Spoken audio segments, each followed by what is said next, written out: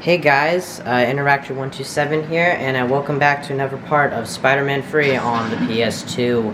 Where we left off, essentially, well, first of all, I hope you guys are having a great day. Hope you had a good week. We're almost in May of 2022, can you believe it? You know, this year is going by pretty fast, and yeah, I know, I said I was going to do some more election analysis. I'm going to do that soon, but where we left off last time when we played this game, we went after Morbius for the first time. We started Morbius's arc. Got a picture of him for Mr. Jameson. Pretty gnarly picture at that. We went back to Dr. Connors to study the symbiote sample. Didn't get that much progress, and yelled at Mary Jane, banged our fists on the table with some pretty good voice acting from Tobey Maguire, which I'll get into a little bit later. And also, we found Morbius again, or, you know, we went after the vampire again, figured out who he was, brought him back, you know, after a pretty quick fight. You know, Dr. Connors told us who he was, and it turns out that he was turned into this vampire-like creature, Michael Morbius, the Doctor. He was turned into it by his wife, who has apparently been changed herself. You know, she was not insane before, somehow she has been. We're going to see who that is. So yeah, and this is my second time recording this. I just started recording this before. I got up to the part, the cutscene, the first cutscene with this mission, and then I accidentally switched the channel on the TV. You know, the cord that it connects to. You know, the visual for the TV, and so I messed it up. So I had to do it again. Don't worry, it's not going to happen again. Yeah, so let's go meet Shriek, the Mrs. Morbius.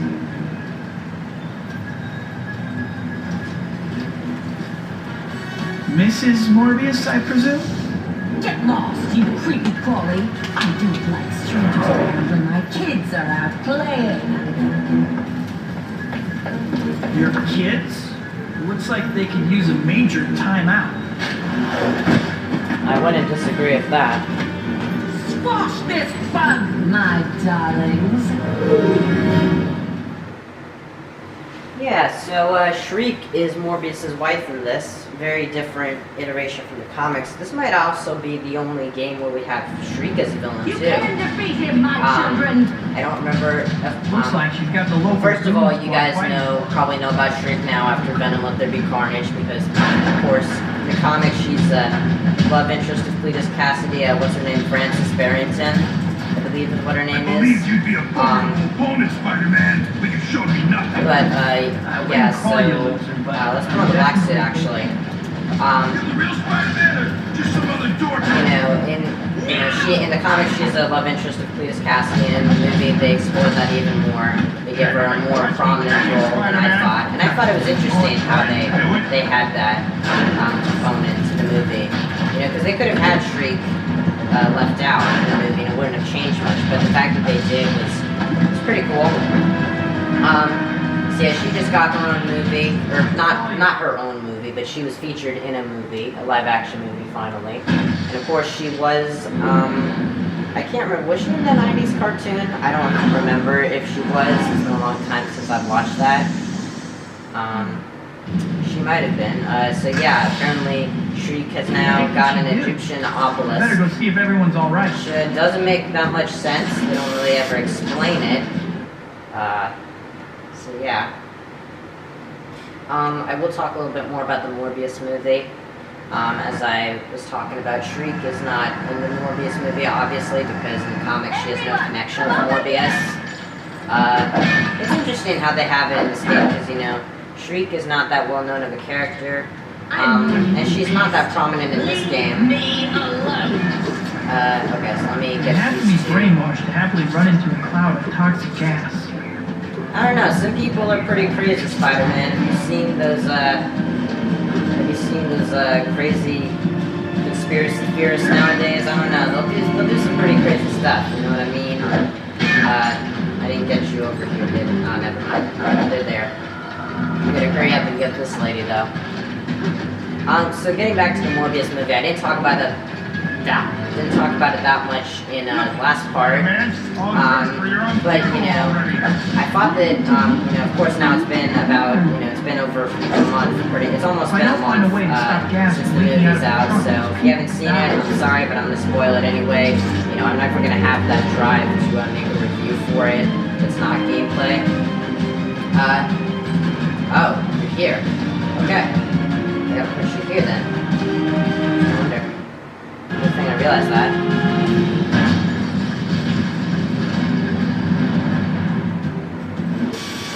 Whoa, what was that? Is the game? I heard that earlier. It's like the game is like overheating or something. Why didn't I think of a black suit in the first place? So yeah, there's some sound issues, I guess. Then I'm sorry, I can't really control it. But you know, it's an old game. You know, I think it's almost been 15 years since this game came out. But getting back to Morbius, because I get easily distracted. You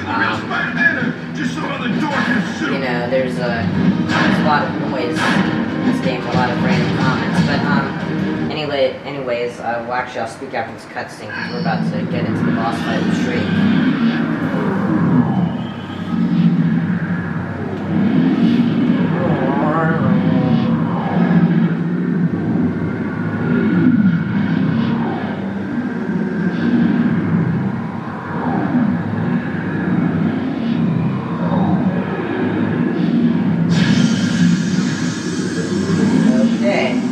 Anyways, getting back to Morbius, you know, I thought the movie, again, could have used a little bit more, you know, it could have used a better ending, and I'm actually going to talk about that now, because I think it's been enough.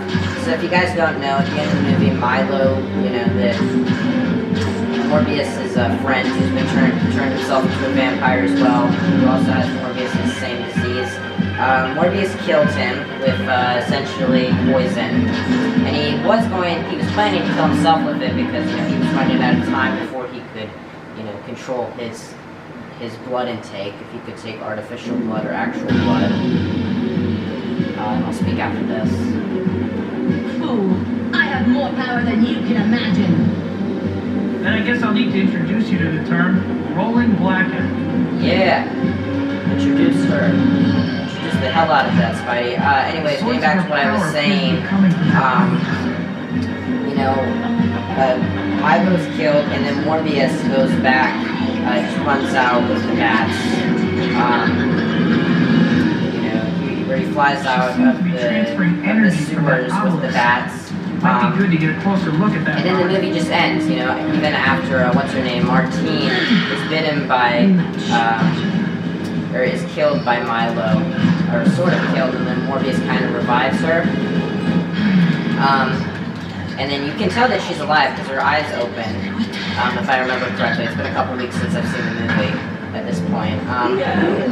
My creation. But, you know, it's just, and then the movie ends, and the strange thing is that they have the weirdest, so if you guys don't know, Morbius was teased in the trailer when the movie was first announced a couple years ago, or sorry, not Morbius was teased, the Vulture was teased in the movie. And the Vulture, you know, I expected to be in it, but it wasn't the scene from the trailer that he was in. He was in a post-credit scene, or post-credit scenes, apparently, because, you know, there was one where apparently he just gets transported to the Morbius universe, you know, the Sony universe of Marvel characters, I guess is what they're calling it now. Which, you know, I guess the reason why was because of that thing at No Way Home at the end when reality was collapsing and everyone who knew who Peter Parker was coming through. So I guess somehow Vulture got transported into the Venom Morbius universe, so yeah. And then, you know, and then in the second post-credit scene, he just kind of meets up with Morbius out of blue. And he's like, we should team up, I don't know, you know, this has to do with Spider-Man, so let's team up. And the thing that gets me is that, one, why did he make that 2 post-credit scenes? That kind of just degrades the point. You know, unless you have like 2 separate thoughts to share, you know, they weren't very long post-credit scenes anyway, so you could have just made them 1.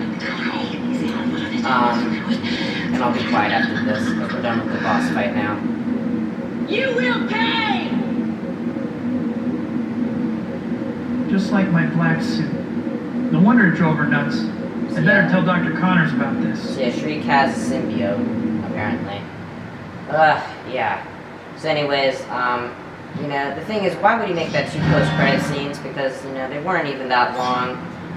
And second of all, why didn't you resolve anything with Morbius's inner struggle to be a normal human being? I mean, obviously he wasn't going to turn back into a normal person. He was going to, you know, keep on doing the vampire thing.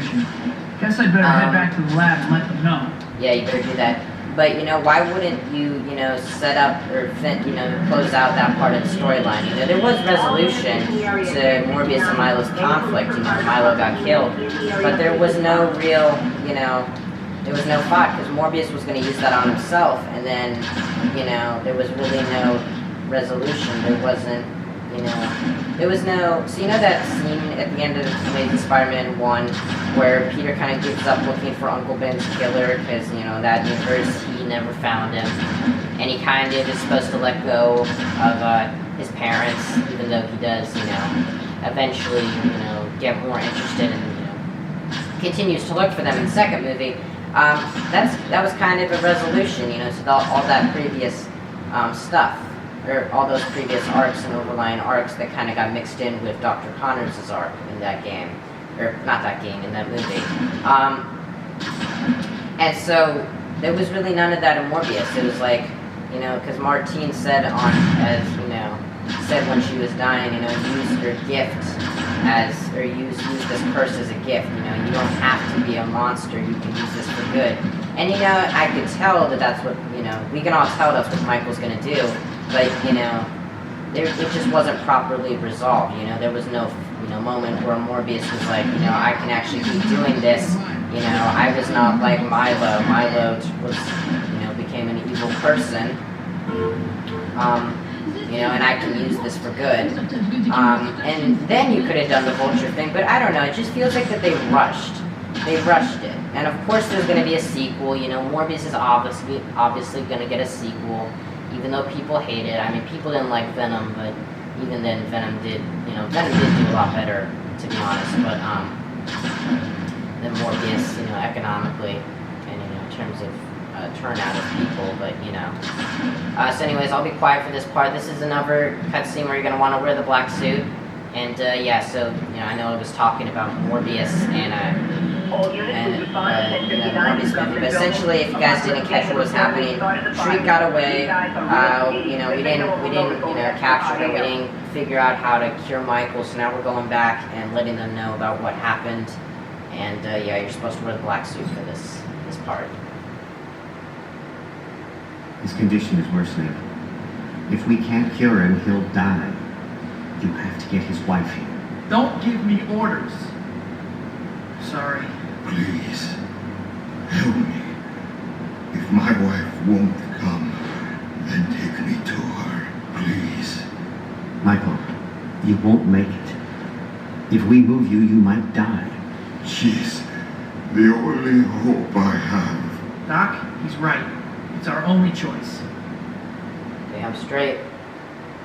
So yeah, the reason why you're supposed to wear that in that cutscene was because Peter snapped at Dr. Connors, as you can see. Alright, so you guys remember when we did that crime patrol stuff? Time to do that again, but this time for Morbius. And yeah, my battery's getting low on power, but I do have a backup battery, I think that's completely charged.